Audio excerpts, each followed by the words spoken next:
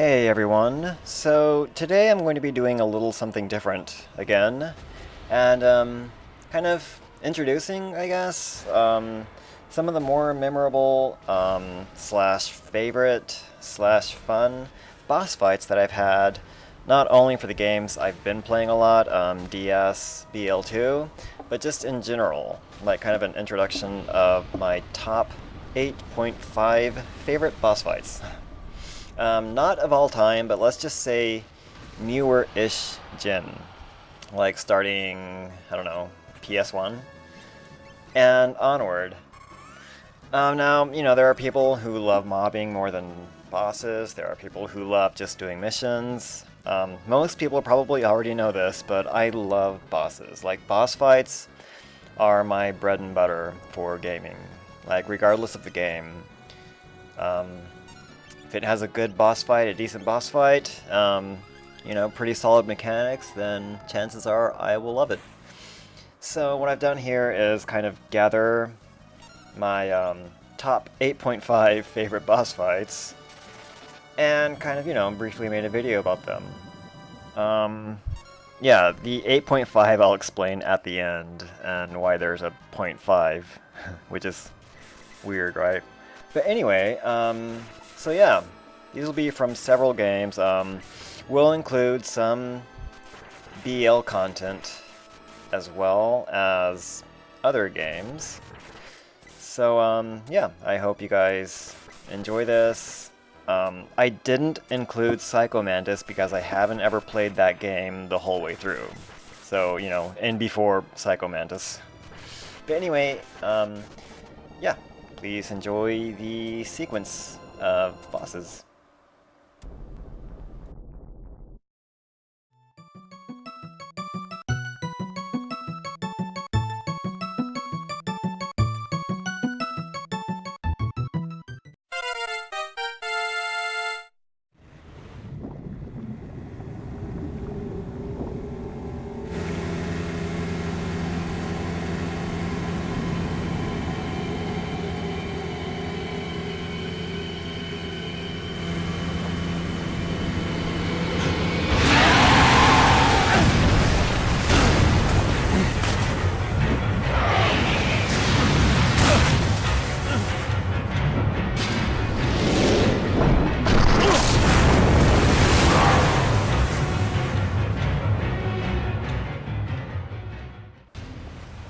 So yes, up for number 8 we have Delibow from Resident Evil 4.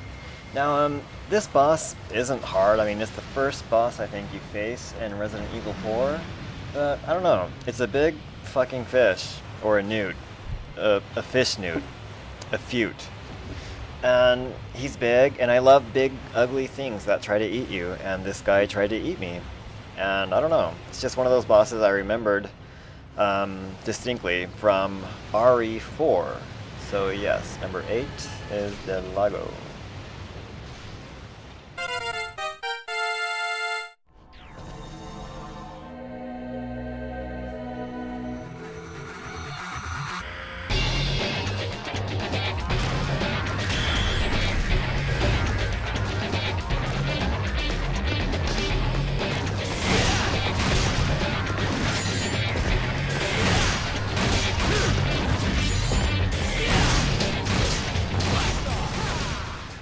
Up for number 7, we have the Damned Chessmen from DMC3. This really stood out, and again, it's not the hardest fight at all in the game, but it's just fun. I mean, you're fighting a chessboard, basically, and I love chess, so maybe that's why I like this game, but I thought it was very unique. I don't think I've ever played a game where I actually fought against a chess set. So yes, number 7 is the Damned Chessmen.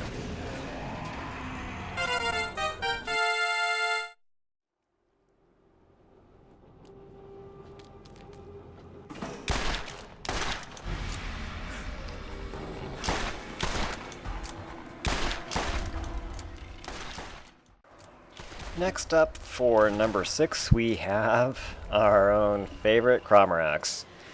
Now, you know, again, he's definitely not the hardest raid in any game, especially once you get used to his patterns. He can be brought down in, what, 20, maybe 30 seconds by pretty much every character in BO1. However, your first encounter is intense, and just, he looks terrifying.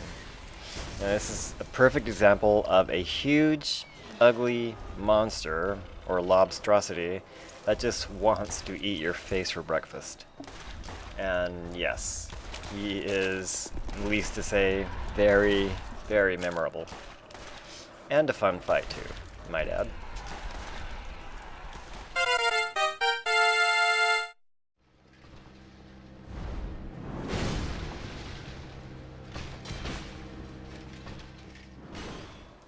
Up for number 5, we have Knight Artorias. Now, out of all the, DS bosses, this guy, in my opinion, definitely takes the cake. For one simple reason. Even with Black Dragon Calamite, Manus? Is it? Mangus? I forgot his last name. That dog thing. Yes, they all give you time to heal. Like, you've got a few spare seconds where you can heal. Knight Artorias is just constant. You rarely get a chance to heal with him, and he just pounds on you. Like, move after move. You know, it's not like he's impossible to solo. He definitely is. I don't know. He's a badass. Like, I know a lot of people may say Smo and Ornstein may be more memorable or tougher or harder or whatever. But, you know, when you think about it, it's like 2v1. Like, it takes 2 of them to try and kill you, whereas Artorias just is a fucking badass. So yeah, definitely out of Dark Souls, including DLC, just every boss enemy I can think of, Artorias definitely takes the cake. That guy is a true badass knight.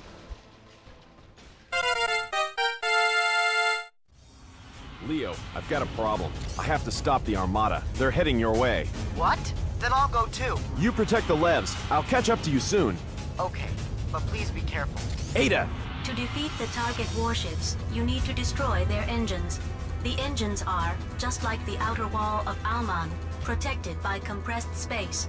I recognize dislocations in the mass. You cannot destroy them without the vector cannon. Roger. You must set your feet on the ground to shoot the vector cannon. Please be careful. I see. Ada, let's get them, quickly. Roger.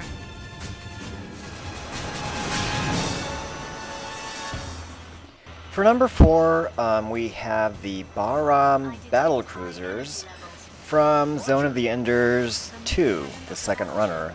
Now, kind of like the Damned Chessmen from DMC3, I'm not really sure if they count as bosses per se, but what you have to do is basically take down 5 battle cruisers from the enemy by using a certain type of weapon. Of course, they shoot huge lasers at you, they deploy armed, runners at you, unmanned runners at you.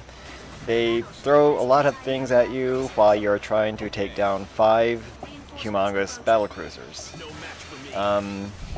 It's probably, one of my most favorite moments in Zone of the Enders, the second runner. It's just intense. On harder difficulties, it's extremely intense to try and pull off. But yes, it's very fun trying to take out 5 flying battlecruisers with just one orbital frame. So yeah, that's number 4.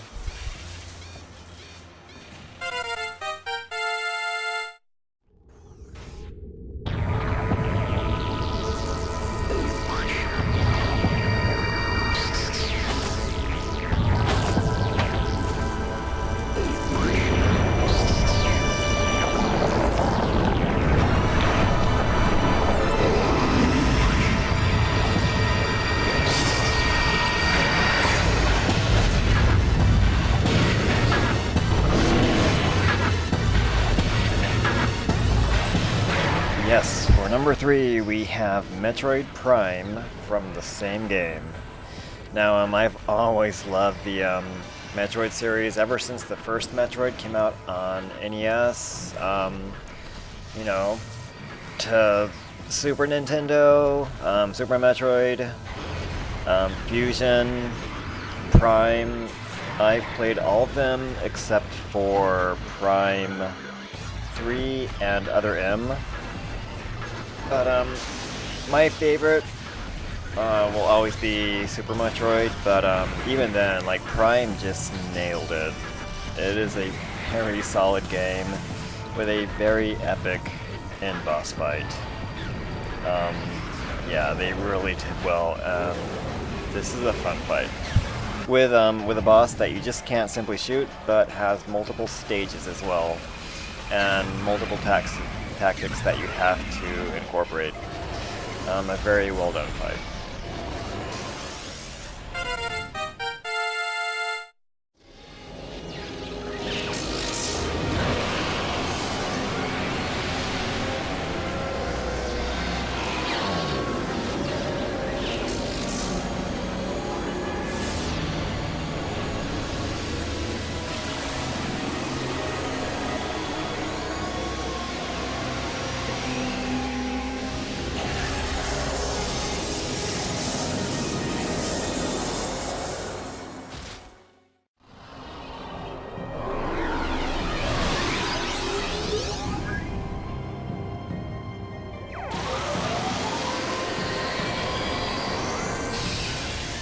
For number 2, we have Yami from Okami. Now, obviously, since it's number 2, it's one of my most favorite, aside from my most favorite, but this boss fight is really interesting and really fun, and actually takes a while to do.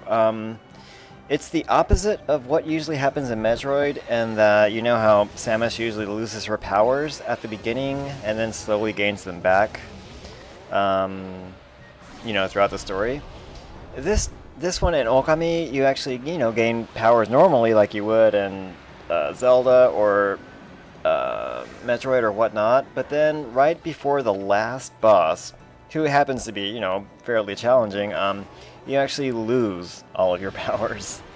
And you actually have to damage the boss to get them back one by one. The boss has several phases, extremely weird, and just a really, really strange boss. That is fun. Aside from the whole game being fun, this end boss is really, different. I don't know how to word it. It's just really weird. The boss looks weird. He can be really strong, especially his last phase is pretty badass. But I think he has like 5 separate phases, or maybe 6. But I remember that fight being extremely fun. I even went back to that save and beat him a few different ways after completing the game, just because I had so much fun with that boss. But very well done, and 10/10 would fight again.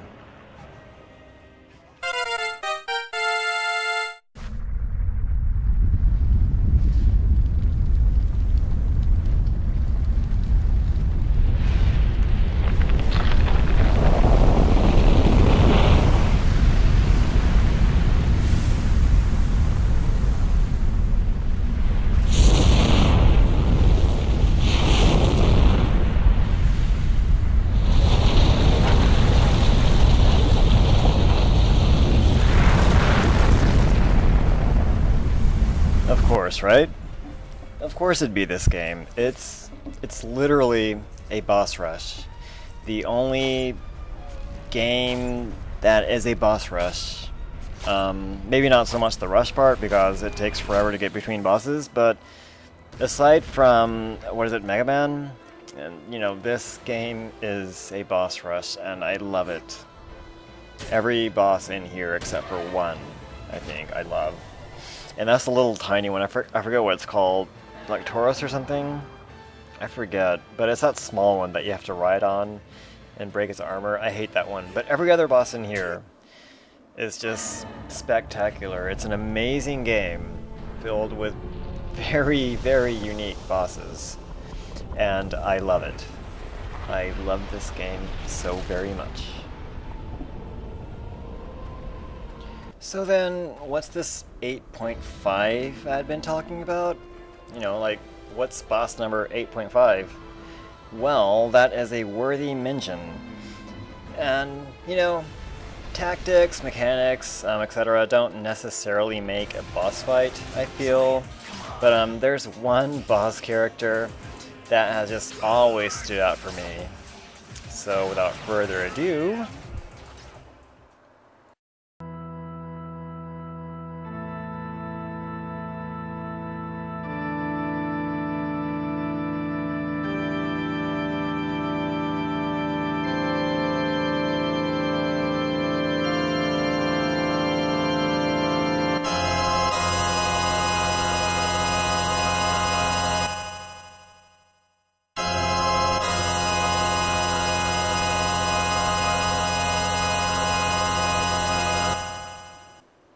Kefka from Final Fantasy VI. Most people have probably caught on by now, but there is a reason Kefka stands out, and that is he is literally insane. Like, he's just crazy. You know how in, I'd say, 95% of the games, like, you know, the ultimate villain, the ultimate bad guy, the antagonist, has some grand master plan, or there's some deep reason he's doing it. Maybe he's lonely, maybe he's power hungry to rule the universe. You know, bad childhood, neglected, fucked up, I don't know. Kefka doesn't have this. He's just insane. He wants to destroy the world because he can, and that's it. You know, I'm reading a few reviews on what some other people think of him, and you know, here's a comment by someone named Chris Barter. Kefka is the best villain of all time because he actually succeeds halfway through the game. A villain like that has to make for a great boss battle. Oh, and 2 words. Fallen One. Sephiroth has nothing on this guy. You know, there's other comments that say, like, you know, I like my bosses evil, rotten to the core evil. Poison the water supply of a peace-loving village and then giggle like a schoolgirl. Destroy the world with a huge spiritual death ray just because you didn't like the way it looked at you. Bottle up all your rage and then unleash it by delivering the line, hate, hate, hate, hate, hate, and then still be angry afterwards. Like, seriously, he didn't cause a cataclysm to gain power. He gained power and then caused a cataclysm. And I mean, yeah, why did he do it? Just because he can. So yeah, I still feel like Kefka is the ultimate boss, the ultimate villain of any game, and I absolutely love him. Just because he's insane. So yeah, thanks again for watching, guys. I hope you enjoyed it. I'm gonna do maybe 1 or 2 more Craw vids, and then I'll move on to some Dark Souls stuff, since I know a few people have been wanting to watch some more. So yeah, keep a lookout, and you guys take it easy.